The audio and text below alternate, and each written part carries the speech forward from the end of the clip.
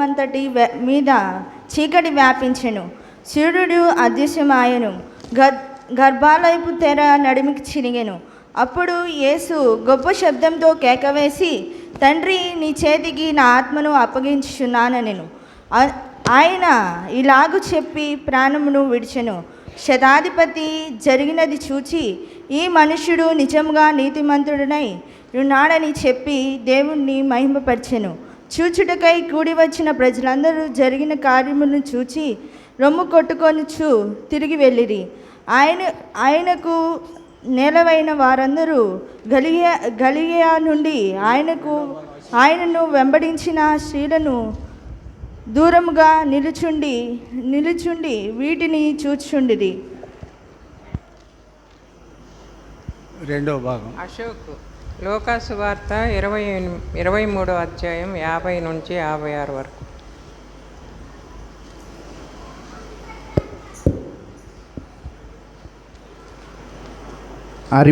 అరిమతామయ్యైన అను యూదుల పట్టణము సభ్యుడైన యోసేపు అను ఒకడుండెను. అతను సజ్జుడగు నీతిమంతునై ఉండి వారి ఆలోచనకు వారు చేసి పనికి సమ్మతింపక దేవుని రాజ్యము కొరకు కనిపెట్టుచుండువాడు. అతను పిలాతునొద్దకు వెళ్ళి యేసు దేహము తనకిమ్మని అడుగుకొని దాని క్రింది సన్నపు నారబట్టతో చుట్టి తొలచిత రాతి సమాధిలో ఉంచెను. అందులో ఎవడను అంతను మునుపెన్నడూ ఉంచబడలేదు. ఆ దినము స్థిరపరచు దినము, విశ్రాంతి దినారంభము కావచ్చును. అప్పుడు గలిలయ నుండి ఆయనతో కూడా వచ్చిన స్త్రీలు వెంట వెళ్ళి ఆ సమాధి ఆయన దేహము ఎలాగుంచబడెనో చూచి తిరిగి వెళ్ళి సుగంధ ద్రవ్యము పరిమళ తలములైన తైలమైనను స్థిరపరిచి ఆజ్ఞ చొప్పున విశ్రాంతి దినము తీరికగా ఉండుడి. ప్రార్థన. శ్రీమతి రజియా. కరడానికి స్తోత్రాలు ప్రభా. ఇదిగో ఇప్పటి వరకు నాయన నీ బిడ్డలు మాట్లాడిన 6 మాటల కొరకై నీకు స్తోత్రాలు ప్రభా. 7వ మాటగా నా తండ్రి గొప్ప శబ్దంతో, తండ్రి, నీ చేతికి నా ఆత్మను అప్పచెప్తున్నానని మాట్లాడి ఉన్నావు ప్రభా. అయ్యా, నీ లేఖనములు నెరవేరినట్లుగా నీ కృపను ఆయన పంచావు ప్రభా. నీ వందనాలు, స్తోత్రాలు నాయన. ఇదిగో నీ దాసుడు నిలవబోచుండగా తండ్రి అయ్యా, 7 అంతల ఆత్మతో ఎత్తి పట్టుకొని నీ కృపలో బలపరిచి స్థిరపరిచి నీ రాకడ పర్యంత మమ్మల్ని నాయన ఆయుధపరచమని యేసయ్య శ్రేష్టమైన పరిశుద్ధ నామములు అడిగి వేడుకొని ప్రార్థించుకుంటున్నాను పరమ తండ్రి. ఆమేన్. యేసు ప్రభువునందు దేవుని ప్రియములైన సంఘపు పిల్లలారా, మీకందరకు సిలువ వేయబడిన మన ప్రభు అయిన యేసుక్రీస్తు వారి దివ్యనామంలో వందనాలు చెల్లిస్తా ఉన్నాను. దేవుని మహాకృపను బట్టి 40 దినాలు మనం సిలువ ధ్యానాలు చేసాం. చాలా సంగతులు మీరు విన్నారు, బాగా అర్థం చేసుకున్నారు, మనసులో పెట్టుకున్నారు. అవన్నీ ఈ పూట మీరందరి ద్వారా నేను వినడం నాకు చాలా సంతోషంగా ఉంది. ఈ 40 దినాలు చేసిన పని ఫలితం నేను ఈ రోజున అనుభవిస్తున్నాను. నా పిల్లలందరూ చక్కగా దేవుని వాక్యాన్ని విని అర్థం చేసుకొని ఇతరులకు చెప్పేటువంటి స్థాయికి ఎదిగారంటే ఏ తండ్రి సంతోషించకుండా ఉంటాడు? అందును బట్టి ఆ దేవదేవునికి నేను మరొకసారి వందనాలు చెల్లిస్తూ ఉన్నాను. మీకు అందరికి కూడా వందనాలు చెల్లిస్తూ ఉన్నాను. సామాన్యంగా మనిషి ఎవరైనా సరే చనిపోయేటప్పుడు చెప్పే మాటలకు చాలా ఇంపార్టెన్స్ ఉంటుందండి. అందుకనే మీరు అక్కడక్కడ చూస్తూ ఉంటారు కదా, అదే ఎఫ్ఐఆర్ అంటారు. ఎవరైనా యాక్సిడెంట్ అయిందనుకోండి, మనిషి చనిపోయే పరిస్థితిలో ఉంటే ఎఫ్ఐఆర్ స్టేట్మెంట్ తీసుకుంటారు. అదేంటి? మరణ వాంగ్మూలం. ఆ మాటలకు చాలా విలువ ఉంటుందండి. చచ్చిపోయేప్పుడు ముందు చెప్పే మాటలకు చాలా విలువ ఉంటుంది. ఒక బిషప్ గారు చచ్చిపోయే సమయం వచ్చిందట. ఆయన చచ్చిపోయే సమయం వస్తే బిషప్ గారు భార్య ప్రక్కనే కూర్చొని, ఏమండి ఒక మాట అన్న నాతో చెప్పరా, ఏంటి మౌనంగా ఉన్నారు, కళ్ళు మూస్తున్నారు, మౌనంగా ఉన్నారు, ఒక మాట అన్న చెప్పండి అని ప్రాధేయపడతా ఉందట. కానీ ఆయన ఏం మాట్లాడలేదు బిషప్ గారు. ఆయన వెళ్ళిపోతున్నారు. దాదాపుగా చివరి సమయమేమో ఆయన వెళ్ళిపోతున్నారు. బిషప్ గారికి ఎప్పుడైతే బాగలేదు, డెత్ బెడ్లో ఉన్నాడు అని చెప్పారో చాలామంది వచ్చేసారు. అందరూ వచ్చి చూస్తున్నారు, అందరూ వచ్చి చూశారు. ఎవరు ఆయన దగ్గరికి వెళ్ళి మాట్లాడిన వాళ్ళు లేరు. కానీ ఆయనతో కలిసి చదువుకున్న, ఆ వేదాంతం చదువుకున్న ఒక సామాన్యమైన పాస్టర్ గారు వచ్చి అక్కడ కూర్చున్నారు. బిషప్ తల్లి గారిని అడిగారు, అమ్మా ఏమన్నా చెప్పారా అయ్యగారు? ఏం మాట్లాడలేదయ్యా, ఒక్క మాటనా చెప్పలేదు నాకు అని దుఃఖపడుతూ ఉంది.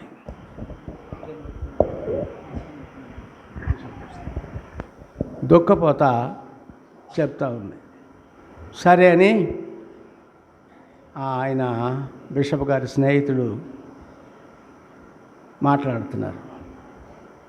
హలో బిషప్ గారు, ఎలాగున్నారు? ఏం మాట్లాడలేదు.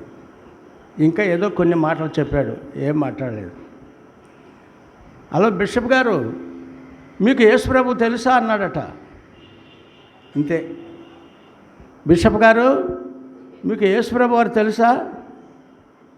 బాగా కళ్ళు పెద్దవి చేసుకుని, yes I know Jesus is my saviour అన్నాడట. ప్రియులారా, ఏమన్నాడు?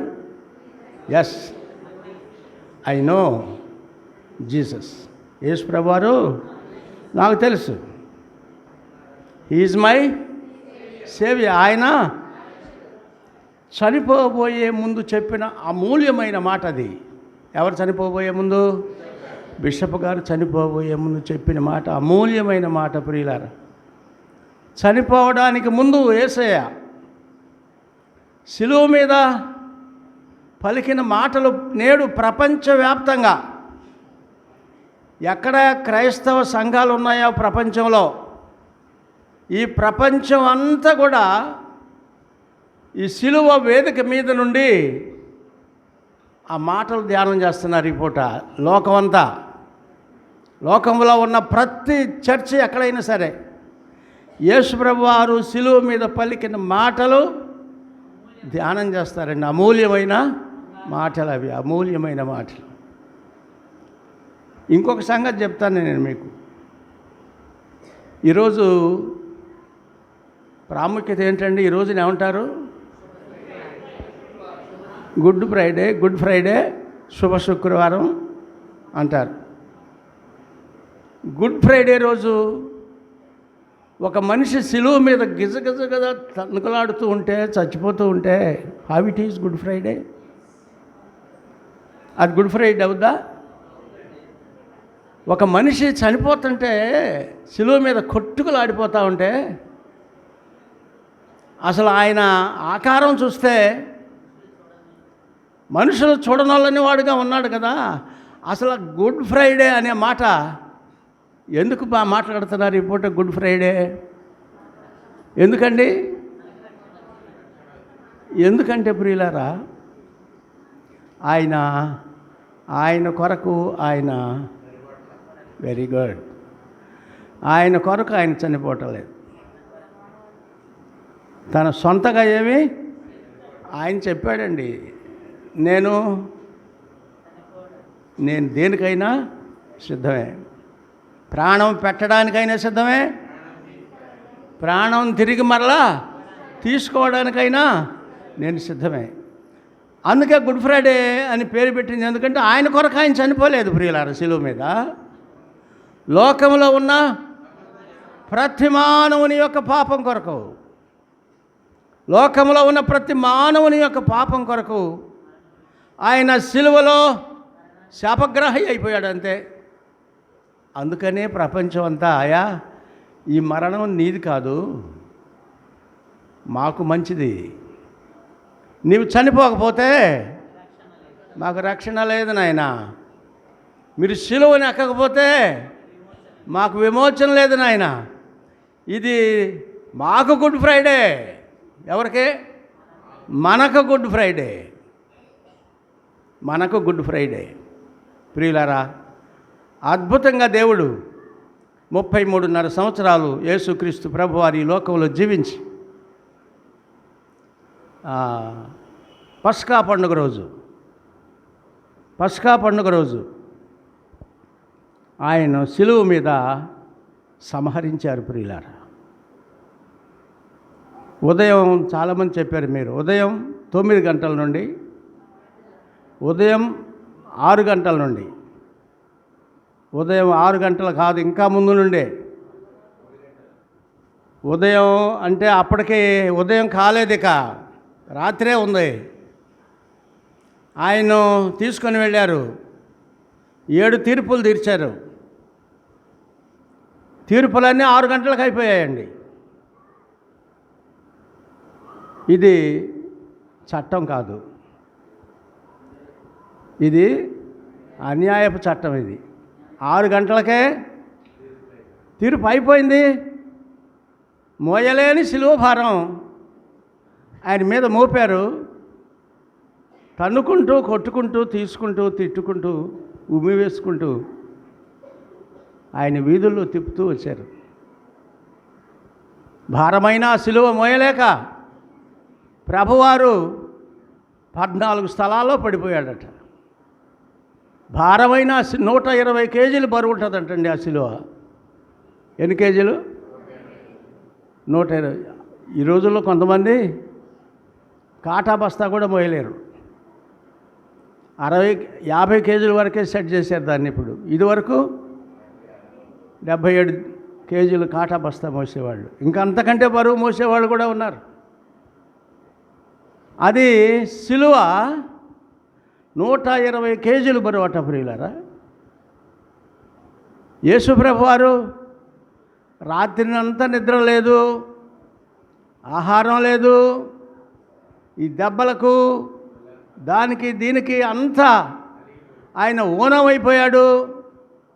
శరీరంలో బలం లేదు, మోసే అంత శక్తి లేదు. అయినా ఆ భారమైన శిలువ ఆయన భుజాన పెట్టుకుని ఆ వీధుల్లో తిరుగుతూ ఉంటే ఆ వీధుల నిండా రక్తమయం అయిపోయింది. 9 గంటలకు ఆయన్ని శిలువని ఎక్కించారు ప్రియులారా. ఉదయం 9 గంటలకు శిలువ మీద ఎక్కాడు యేసుప్రభు వారు. ఆ శిలువ చుట్టూ విపరీతమైన జనం ఉన్నారు. పస్కా పండుగకు వచ్చారు కదండి. 30,000 జనాభా కలిగిన ఆ పట్టణంలో 130,000 మంది జనం ఉన్నారట ఆ రోజు. 30,000 మంది జనాభా ఎక్కడ? ఆ యెరూషలేములో. అయితే ఆ రోజు వచ్చిన జనం 130,000 మంది. ఇక చూడండి ఆ జనం, ఆ సందడి, ఆ వ్యవహారం. కొంతమంది ఏమో శిలువ మీద ఉన్న యేసును చూసి హేళన చేస్తున్నారు. నువ్వు అది చెప్పావు కదా, ఇది చెప్పావు కదా, వాళ్ళని బ్రతికించావు కదా, వీళ్ళని బ్రతికించావు కదా, శిలువ మీద నుండి దిగిరాలేవా? చాలామంది హేళన మాటలు మాట్లాడారు. మౌనం వహించాడు దేవుడు. గొర్రె బొచ్చు కత్తిరించు అని ఎదుట గొర్రె పిల్ల ఎలాగ మౌనముగా ఉండెనో నోరు తెరవలేదండి. నోరు తెరవలేదు. చూస్తున్నారు. దాదాపుగా 10 గంటలు దాటిన తర్వాత శిలువ మీద నుండి శిలువ మీద ఉన్న యేసు పెదవులు కదులుతూ ఉన్నాయిట్టు గమనించారు కింద వాళ్ళు. కింద నిలబడ్డ వాళ్ళు చూసినారు, ఒరే మాట్లాడమాకండి, ఆయన ఏదో పెదవులు కదిలిస్తున్నాడు, ఏదో మాట్లాడుతున్నాడు అన్నారు. ఆయన పెదవుల నుండి జారిన మాట, మొదటి మాట ఏంటంటారు? తండ్రి, వీరు ఎరుగరు గనుక వీరిని. ఎంత గొప్ప దేవుడండి! తండ్రి, వీరేం చేస్తున్నారు? వీరు ఎరుగరు గనుక. మొట్టమొదట తండ్రికి ప్రార్థన చేస్తున్నాడు. మొదటి మాటలో తండ్రికి ప్రార్థన చేస్తున్నాడు. ఏమని? వీళ్ళకి తెలీదా? వాళ్ళకి ఈయన దేవుడని తెలీదు. అది వీళ్ళకి తెలియకాదు, కానీ ఈయన మెస్సయ్య అని తెలీదు, ఈయన దేవుడు అని తెలీదు. కాబట్టి తండ్రి, వీరేం చేస్తామన్నారో వీరిని. అంతకుముందు యేసుప్రభు వారు తన 3.5 సంవత్సరాల సేవా జీవితంలో 33.5 ఏజీలో ఉన్న యేసుప్రభు వారు 3.5 సంవత్సరాల సేవా జీవితంలో మీ శత్రువుని ప్రేమించమని, మీ శత్రువుని క్షమించమని మీరు చెప్పబడిన మాట విన్నారు కదా. మీరు మీ శత్రువులను ప్రేమించండి, మీ శత్రువులను క్షమించండి.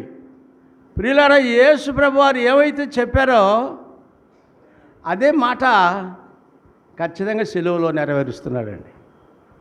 వీరేం చేస్తున్నారో వీరికి తెలియదయ్యా, వీరిని క్షమించు. క్షమాపణ వార్త ప్రియుల, అందుకే అక్కడ రాసి పెట్టాను, మీరు ఎవరు దాన్ని వినియోగించుకోలేదు.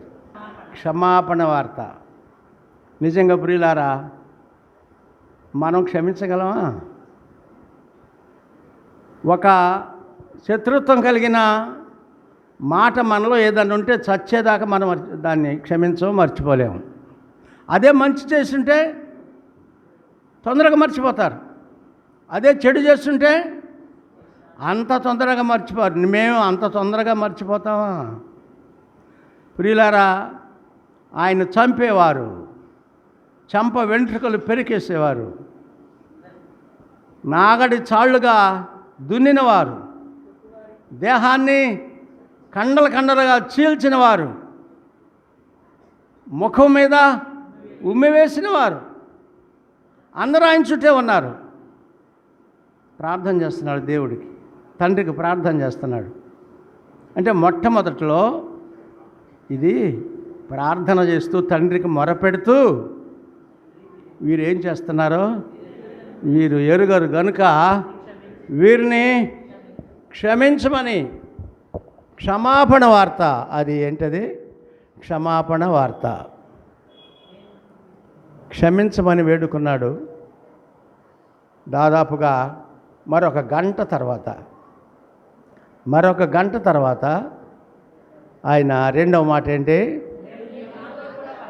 మాట్లాడుతున్నారు? ప్రభు వారు శిలువ మీద మండు టెండలో, విపరీతమైన మండు టెండలో యేసు ప్రభు వారు శిలువ మీద ఉండి మాట్లాడుతున్నారు. రెండో మాట, నేడు ఎవరో ప్రియులారా, 2 దొంగలను సిలువ వేశారని చెప్పింది అమ్మాయి.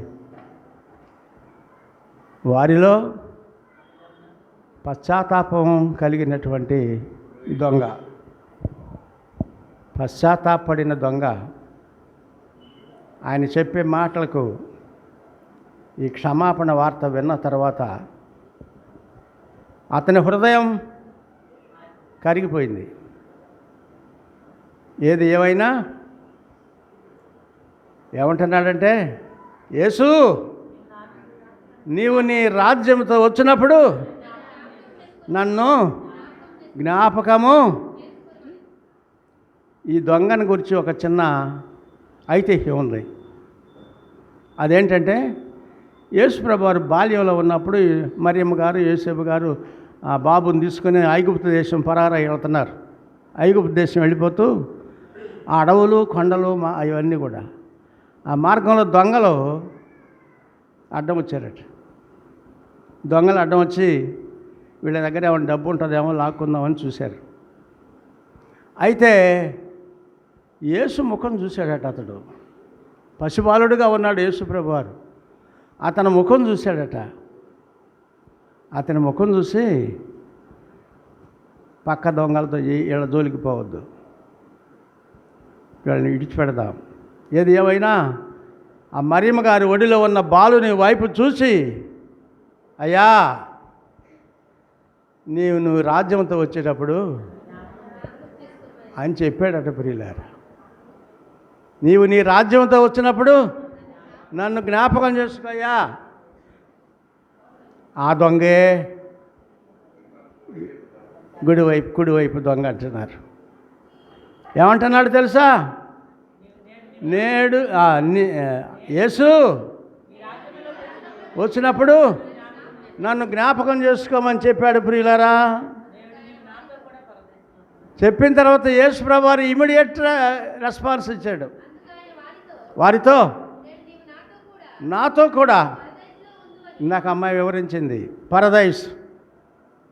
పరదైసులో ఉంటావు. యేసు ప్రభువారు కింద వాళ్ళందరిని పైకి తీసుకెళ్ళాడు. ఆయన లోపలికి వెళ్ళాడు, పరదేశంలో ఉన్న వారికి వాక్యం చెప్పాడు. ఆ పరదైసుని యాజ్ ఇట్ ఈజ్గా పరలోకానికి తీసుకెళ్ళాడు. ఇప్పుడు పరదైసు ఎక్కడుంది? పరలోకంలో ఉంది. అదొక భాగం, పరలోకంలో ఒక భాగం. యేసు ప్రభు అంటున్నారు, నేడు నీవు నాతో కూడా, నేను వెళుతున్నాను కదా, నాతో కూడా వచ్చాయి. ఎంత ఆశీర్వాదం ప్రియులారా! అద్భుతమైన మార్పు, అద్భుతమైన మార్పు. దొంగలో పశ్చాత్తాపం కలిగిందండి. ఆయన ప్రభుతో పాటు పరలోకానికి వెళ్ళిపోయాడు. ఈ రక్షణ నిశ్చయత కరెక్ట్గా యేసుప్రభు రక్షించారంతే. అతనికి రక్షణ నిశ్చయమైంది. నేడు నీవు, అది ప్రామిస్ అండి, నిశ్చయత, రక్షణ నిశ్చయత. మనకు తెలుసు ప్రియులారా, మనకు తెలుసు. మూడో వాక్యం ఏంటి? మూడో మాట ప్రభువారు శిలువ మీద పలికిన మాట, అమ్మా ఇదిగో నీ కుమారుడు.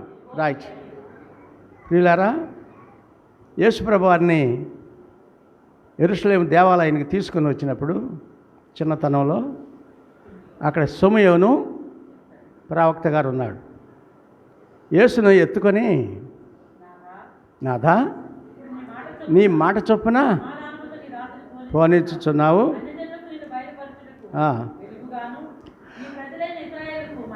అయితే అమ్మా ఒక మాట చెప్తున్నాను, మరియా నీ హృదయంలోనికి ఒక ఖడ్గము దూసుకొని పోవునని అప్పుడే చెప్పాడు సమూయేలు. ఆ తల్లిగారి హృదయంలోకి ఖడ్గము శిలువ దగ్గర నిలబడింది. ఇంకా స్త్రీలు ఉన్నారు. పైగా కుమారుని, శిలువ మీద ఉన్న కుమారుని చూస్తే ఎంతో దుఃఖం వేస్తూ ఉంది, కన్నీరు మున్నీరుగా ఏడుస్తూ ఉంది. అంత ఇబ్బందిలో ఉండి కూడా నీ తండ్రిని నీ తల్లిని సన్మానించమని చెప్పాడే. ఈ ఆజ్ఞలు ఉన్నాయి మనకి ఇక్కడ చుట్టూ. నీ తల్లిని తండ్రిని సన్మానించమని చెప్పాడే. అంత ఇబ్బందిలో కూడా తల్లికి ఒక ఆదరణ, గౌరవం. ప్రియులారా, ఆ మాటకు ఇక్కడ అర్థం ఏంటి రాశాం? ఆదరణ. మూడో మాట ఆదరణ. తర్వాత యువతల పరిశుద్ధాత్మ పని. చివరికి వస్తే మనం కూడా తల్లిదండ్రులను ఆదరించాలి. సరే, మంచిది ప్రియులారా. ఇప్పుడు 12 గంటలైంది. 12 గంటలప్పుడు ఇంకా ఎలా ఉంటుంది ఎండ? చాలా తీవ్రంగా ఉంటుంది. 12 గంటలప్పుడు యేసుప్రభు వారు శిలువలో ఉండి ఏదో మాట్లాడుతున్నారు. ఏమని మాట్లాడుతున్నారు? 4వ మాట, నా దేవా నా దేవా నన్ను ఎందుకు చేయి విడిచితివి. మాధవ్ గారు కూడా చెప్పారు, నన్ను ఎందుకు చేయి విడిచితివి. ప్రియులారా, ఆయన దేవుడు, తండ్రి అయిన దేవుడు తన కుమారుని ఎంతగా ప్రేమించాడో అంతగా విడనాడాల్సిన పరిస్థితి ఏర్పడింది. నన్ను ఎందుకు చేయి విడిచితివి? ఒక్క నిమిషం, కనురెప్ప, ఒక గడియ మాత్రం తండ్రి అనుభవించాల్సిందే. నీవు నో మెర్సీ ఎట్ ఆల్. దీని గురించి ఏమీ కనికరం లేదు, అనుభవించాల్సిందే. నువ్వు అనుభవించకపోతే లోకానికి రక్షణ లేదు. కాబట్టి నా దేవా సూర్యుడు దాదాపుగా చీకటి కమ్మిపోయాడు. అప్పటికే మధ్యాహ్నంలో ఉదయం పూట పలికిన 3 మాటలు, 4 మాటలేమో సూర్యుడు చీకటి అయిపోయాడు. మధ్యాహ్నం అంతా చీకటిమయం అయిపోయింది. ఆ చీకటిలో 4 మాటలు మాట్లాడతారు. ఇప్పుడు 4వ మాట ఏంటమ్మా? నా దేవా నన్నెందుకు చేయి విడిచితివి? ఇది మానసికమైన క్షోభ దేవుడు అనుభవించాడు. ప్రియులారా, నీ కొరకు నా కొరకే ఆయన తండ్రి చేయి విడవబడింది. అది ఏం రాశాం అక్కడ? మానసిక క్షోభ, దేవునితో ఎడబాటు. కాబట్టి మన కోసం కేక వేశాడు కనుక పాపాన్ని విడిచిపెడదాం. 5వ మాట చూద్దాం. ఇది కూడా చీకట్లో చెప్పిన మాటే. చాలా మంచిగా వివరణ ఇచ్చారు. అసలు ఈ భూమిని, ఆకాశాన్ని, సముద్రాలని అన్నిటినీ సృజించిన దేవునికి దప్పిక కావడం ఏంటి? ఈ దప్పిక ఎందుకంటే అది నీ కొరకు. ఆయన అప్పటికే నీరు లేదు, శరీరంలో అంతా నీరు వెళ్ళిపోయింది. ఆయన దప్పిక గొనుచున్నాను. దానికి ఏం రాశాం? శారీరక వేదన. ఎందుకంటే శరీరం అలసిపోయింది కాబట్టి శారీరకమైన వేదన. తర్వాత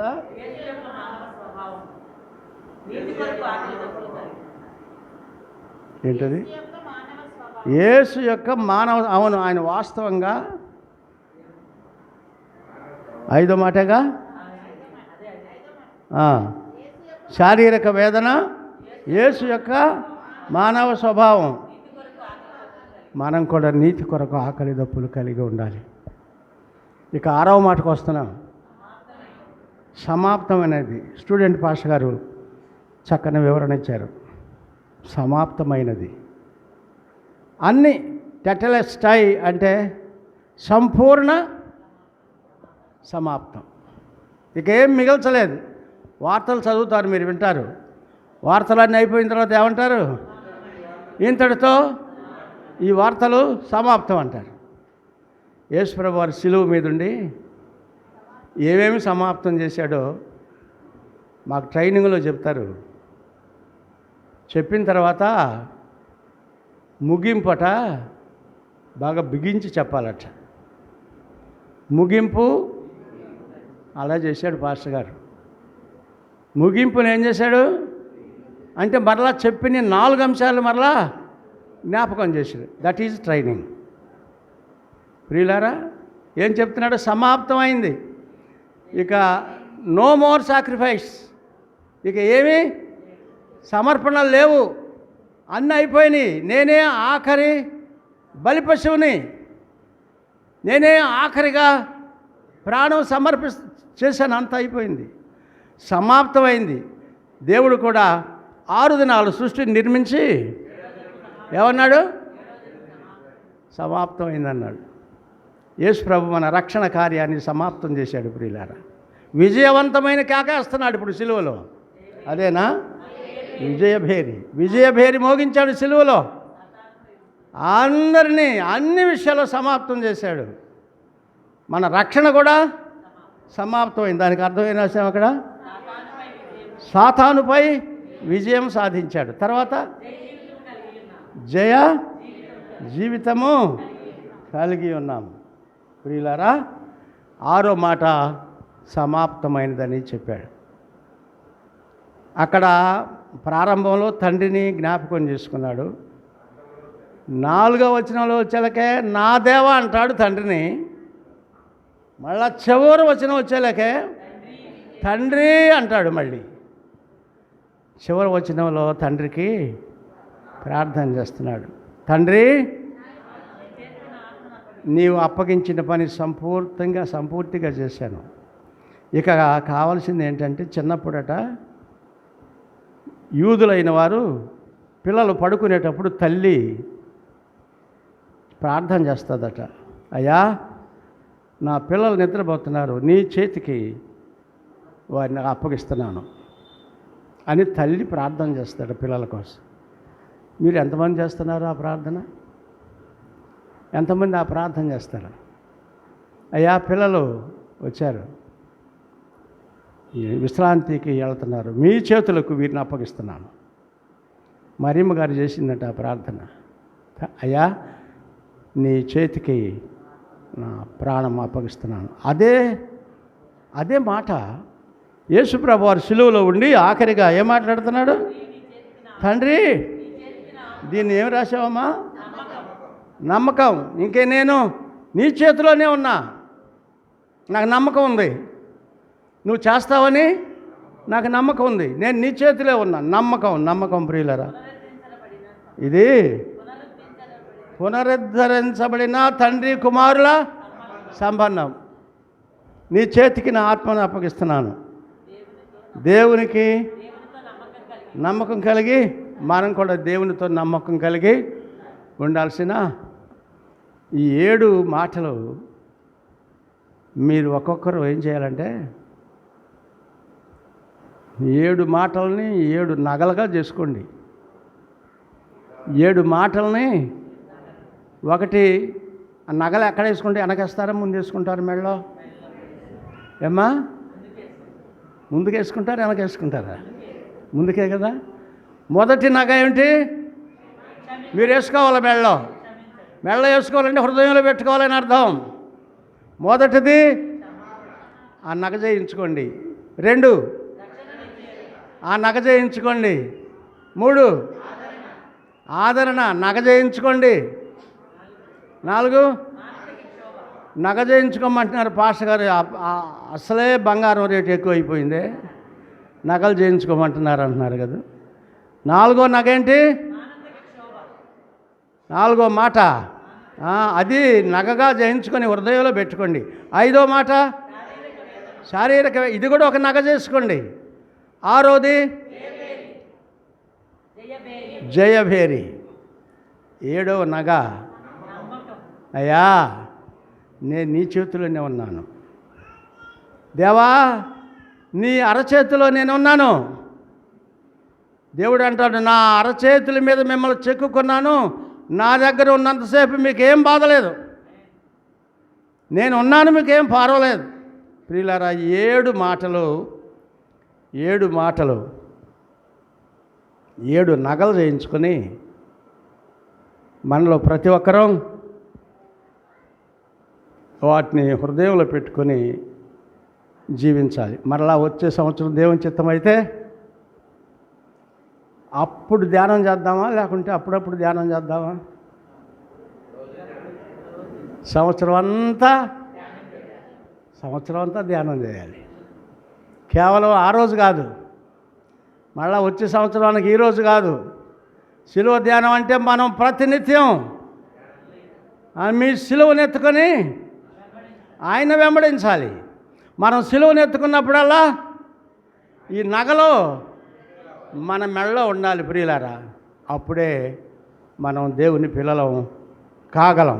అలాగు చేయడానికి పరిశుద్ధాత్మ దేవుడు తన కృపను అనుగ్రహించి నడిపించును గాక. ఆమేన్. ప్రార్థన చేసుకుంటామమ్మా. చేయండి. మహాపరిశుద్ధుడవు తండ్రి, మమ్మల్ని మిక్కిలిగా ప్రేమించిన యేసు ప్రభువా, మీకు వందనాలు, స్తోత్రాలు చెల్లిస్తున్నాము నాయన. మీ మహాకృపను బట్టి, మీ ఆశ్చర్యకరమైన ప్రేమను బట్టి అయ్యా, ఈ మహా శుక్రవారం రోజు మీరు శిలువ మీద పలికిన అమూల్యమైన 7 మాటలు 7 చంద్రహారాలుగా మా హృదయాల్లో దాచుకోవడానికి నీ కృప అనుగ్రహించమని మనవి చేస్తున్నాం. మా సంఘం 40 రోజులు తండ్రి మీ వైపు చూశారయ్యా. ప్రతి బిడ్డ మీ వైపు చూశారు, ప్రతిరోజు నీ వాక్యం విన్నారు అయ్యా. అన్ని విషయాల్లో మా సంఘాన్ని మీరు దీవించారు, ఆశీర్వదించారు. విన్న వాక్యం వ్యర్థం కాకుండా మా పిల్లలందరూ ప్రభు వారి హృదయంలో ఉంచుకున్నారు. దేవా మీకు వందనాలు తండ్రి. మా సంఘాన్ని మీ చేతులకు అప్పగిస్తున్నాను. మీ చేతిలో ఉంటే మాకు భద్రత, మీ చేతిలో ఉంటే మాకు రక్షణ. మా సంఘం కొరకు ప్రార్థన చేస్తున్నాను తండ్రి. దీవించండి, ఆశీర్వదించండి ప్రభువా. మా సంఘంలో ఉన్న ప్రతి కుటుంబం కొరకు ప్రార్థన చేస్తున్నాం, ప్రతి ఒక్కరి కొరకు ప్రార్థన చేస్తున్నాం. మా సంఘస్థులు ఆయా దూర ప్రాంతాల్లో ఉన్న వారి కొరకు ప్రార్థన చేస్తున్నాం. దీవించండి నాయన. మా సంఘ అవసరాలు తీర్చండి, మా సంఘ అవసరాలు తీర్చండి, మా పిల్లల అవసరాలు తీర్చండి. ప్రార్థన విన్న దేవుడవు తండ్రి, మా ప్రార్థనలకు జవాబిచ్చే దేవుడవు నాయన. తండ్రి మీకు వందనాలయ్యా. ఈ మధ్యాహ్న కాల సమయంలో తండ్రి ఆఖరిగా మీరు తండ్రి నీ చేతికి నా ఆత్మను అప్పగించుచున్నాను అని ఎప్పుడైతే కేక వేశారో కొండలు బండలు బద్దలైపోయి దద్దరిల్లిపోయింది ప్రభా లోకం. దేవా మేము కొండలు పగిలినా బండలు పగిలినా కొంతమంది రాతి హృదయాలు పగలటలేదు, కొంతమంది బండబారిన హృదయాలు పగలటలేదు. ఆ హృదయాలు ఫలించడానికి ప్రభు బద్దలు కావడానికి నీ కృప దయచేయమని మనవి చేస్తున్నాం నాయన. మా సంఘాన్ని దీవిస్తున్నారయ్యా, మీకు వందనాలు. మా సంఘ యాజమాన్యం కొరకు ప్రార్థన చేస్తున్నాను. దీవించండి ప్రభువా. ఇంకా మున్సు గారి కుటుంబాన్ని, వారి పిల్లలందరినీ పేరు పేరు చొప్పున ఆశీర్వదించండి. మాతో పాటు ఈ కార్యక్రమాలు సహకరిస్తున్న అమ్మగారి కొరకు ప్రార్థన చేస్తున్నాను.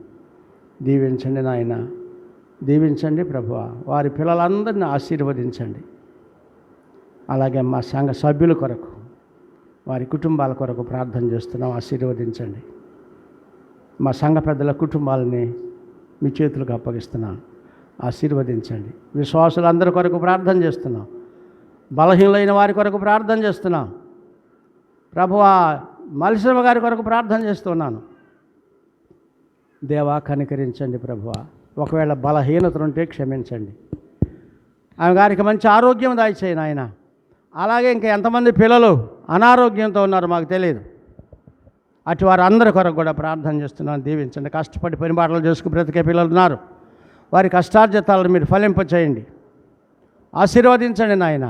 చదువుకునే పిల్లలు ఉన్నారు, దీవించండి. ఉద్యోగం చేసుకునే బ్రతికే పిల్లలు ఉన్నారు, ఆశీర్వదించండి. గర్భఫలాలు లేని వారు ఉన్నారు తండ్రి, వారిని మీ చేతులకు అప్పగిస్తున్నానయ్యా. కనికరించండి ప్రభువా, సహాయం చేయండి. నా గురిని జ్ఞాపకం చేసుకో ప్రభువా. ఈ కార్యం జరిగించండి, కార్యం జరిగించండి ప్రభువా. సహాయం చేయండి. కష్టపడి చేతి వృత్తులు చేసుకుని బ్రతికే పిల్లలు ఉన్నారయ్యా, ఒక్కొక్కరిని కనికరించండి ప్రభువా. ఇంకా ఉన్నతమైన చదువులు చదువుకునే పిల్లలు ఉన్నారయ్యా, వారికి ఉన్నతమైన ఆశయాలతో వారిని నింపండి. వ్యవసాయదారుల కొరకు, వ్యాపారస్తుల కొరకు ప్రార్థన చేస్తున్నాను తండ్రి. వారి వ్యవసాయ పంటలను, వ్యాపారాలను ఆశీర్వదించండి నాయన. నిరుద్యోగులు ఉన్నారు, కనికరించండి, వారికి ఉద్యోగాలు దయచేయండి. యేసు ప్రభువా మీకే వందనాలు, స్తుతులు, స్తోత్రాలు చెల్లించుకుంటున్నాను నాయన. మమ్మల్ని దాటి వెళ్ళవద్దు తండ్రి. మా పేద ప్రార్థన మీరు ఆలకించండి. వచ్చిన ప్రతి ఒక్కరి కొరకు ప్రార్థన చేస్తున్నాం, ప్రతి ఒక్కరి కొరకు ప్రార్థన చేస్తున్నాం, ప్రతి ఒక్కరి కొరకు ప్రార్థన చేస్తున్నాం అయ్యా. దీవించిన ఓపికతో 4 గంటలు మీ సన్నిధిలో మేము కూర్చున్నాం. మాకు ఓపిక ఇచ్చినందుకై మీకు వందనాలు. ఇంకా జరగవలసిన కార్యక్రమం అంతటినీ సమస్తము క్రమంగా మర్యాదగా జరిగించి మీ నామానికి మహిమ తెచ్చుకోమని మా సంఘాన్ని మరొకసారి మీ చేతులకు అప్పగించుకుంటుండగా ప్రభువా ఆశీర్వదించి దీవించి పంపించమని యేసు నామములో ఈ ప్రార్థన సమర్పించి వేడుకుంటున్నావు తండ్రి. ప్రభువు నేను ఆశీర్వదించి నిన్ను కాపాడుగాక. ప్రభువు నీకు తన సన్నిధి ప్రకాశింపజేసి నిన్ను కరుణించుగాక. ప్రభువు నీ మీద తన సన్నిధి కాంతిని ఉదయింపచేసి మీకు అందరికీ సమాధానము కలుగు చేయునుగాక.